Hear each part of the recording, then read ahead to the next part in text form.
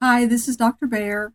Today's lesson is going to be understanding debits and credits. So if you watched my last video where we talked about the accounting equation, and I told you that debits increase your assets and credits decrease your assets, a lot of you probably thought I was crazy. You probably thought I didn't even know what I was talking about because you have experienced a great misunderstanding of what debits and credits are and how they operate in accounting, mainly based on your experiences with having a bank account. So if you've ever gone into the bank and made a deposit, they tell you, we credited your account.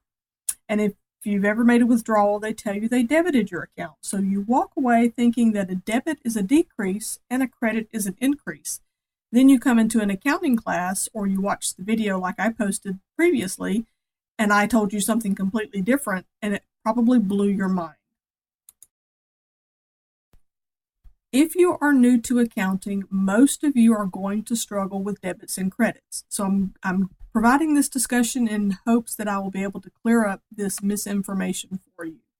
So do you know what it's like to hear a song on the radio, and you sing it, and you become familiar with it, and every time it comes on, you sing it, and then one day, maybe even years later, you find out you were singing the wrong words? You know how hard it is every time you hear that song to sing the right words. Well, welcome to accounting. This week you discover you've been singing the wrong words to the song of accounting, and now you have to retrain your brain to think of the new correct words, and that can be a difficult process. So first, let's start with the basics. We're going to go back to the accounting equation that I introduced in the last video. The accounting equation tells you that assets are equal to liabilities and equity. So what does this equation actually tell you? It tells you how much you have in assets, the value of everything you own, and who has a claim against those assets. Liabilities are claims of your creditors, and the equity is the claims that you can make on the value of the assets that you possess. And it's the same thing with the business. If the business has a certain set of assets, they have liabilities. So liabilities are claims of their creditors against the assets, and then the equity is what's left over that the owners can claim as their value in that business. So you can relate this to something more personal. If you think of buying a home, if you own a home or you purchase a home, the value of the house is the purchase price. The liability on the house is the mortgage, and the equity is the portion that you actually own.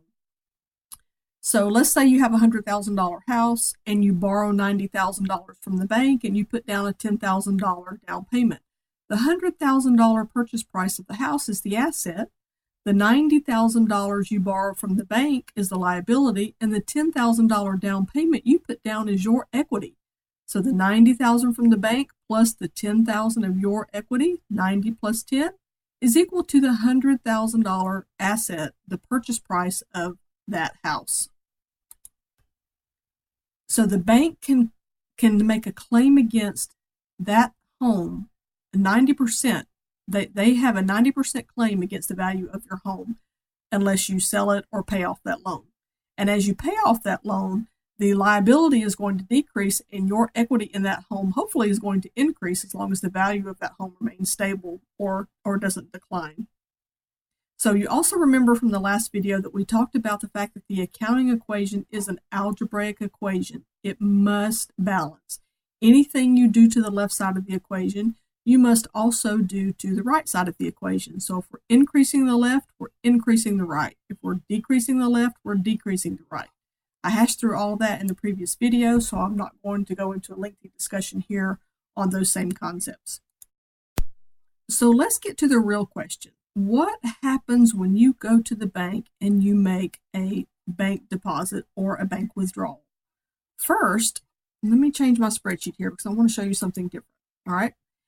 If you go to the bank and you make a deposit, you are letting the bank safeguard your money. It is your money. It is your asset.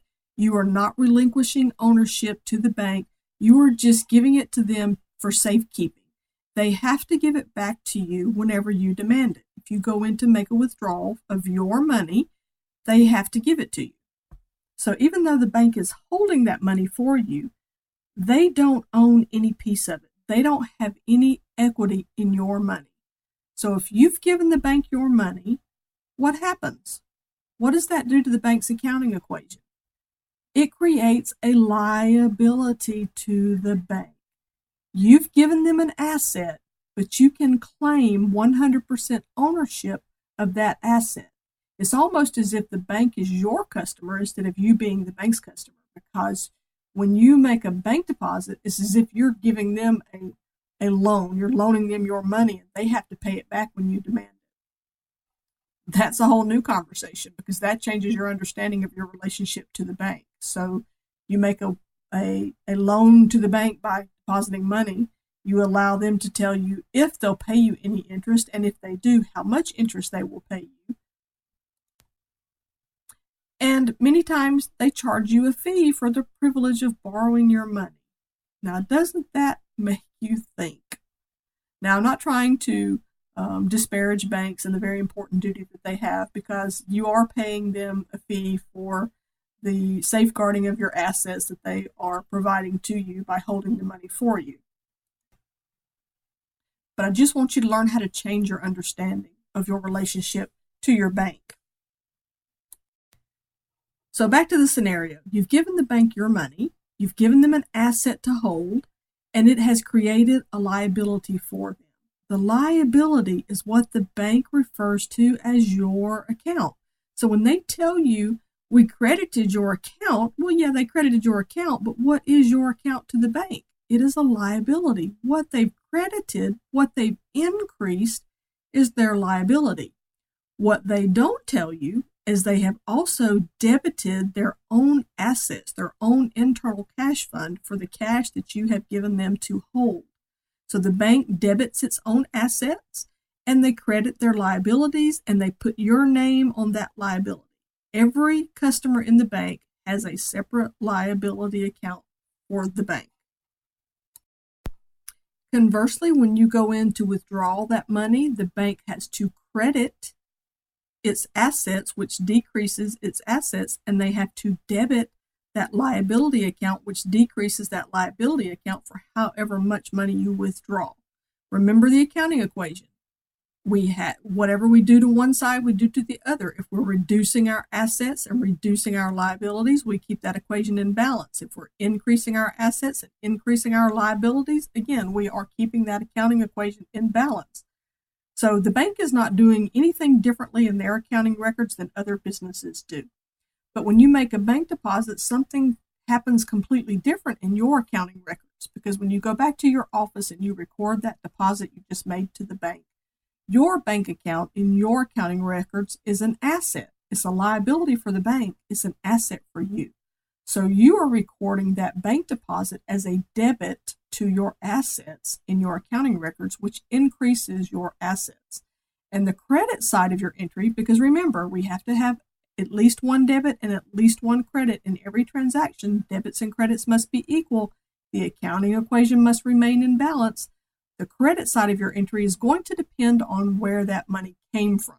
In this scenario, I'm taking the approach that you own a business, you've sold an item in your business, so you've earned revenue. Revenue increases your equity. That was in the previous video also, so if you have not watched that video, go back and watch that one. But as your revenue increases, it causes an increase to your equity. So in this scenario, I'm increasing my bank balance. I'm increasing my equity through my revenue. If I had borrowed the money instead of selling an item in my store, I would have had a credit to my liabilities, which would have increased my liability. So if I had gone to the bank and borrowed $100 and had them deposit it into my bank account, this would be a whole new scenario. I would be increasing my liabilities instead of increasing my equity. But we're going to get more in depth into that as we start analyzing transactions. I just really wanted to introduce you to this whole concept of debits and credits so that you can start retraining your brain to think about them in the correct terms.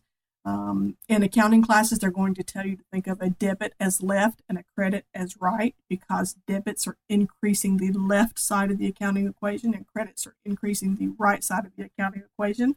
Do not think of debits and credits as increases and decreases as much as you're thinking about what side of the accounting equation the effect they're having on whatever side they're being posted to. Now, some of you may ask the question, well, why didn't my bank teller ever tell me this? Honestly, in most instances, your bank teller isn't going to know this information either. They've been trained to know how your bank deposits and bank withdrawals affect the account. All they know is debits and credits. They don't know the accounting equation. They don't know that your account is a liability for the bank. The tellers in most instances are going to be just as clueless as the rest of us were until we learned this new information.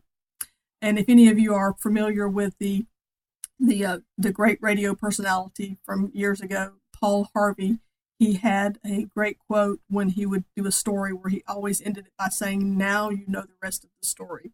Well, you've walked into your bank all these years and had a relationship with your bank, and you thought you had all of the information when you only had half of the information. Now you know the rest of the story. So I hope that helps you as you start moving forward into your process of accounting or your accounting class, and that this will help you begin to have a new understanding about the process of debits and credits. So be sure you check back, watch some other videos, and post me some feedback if there's anything else that I can provide you discussion on that might be helpful to you.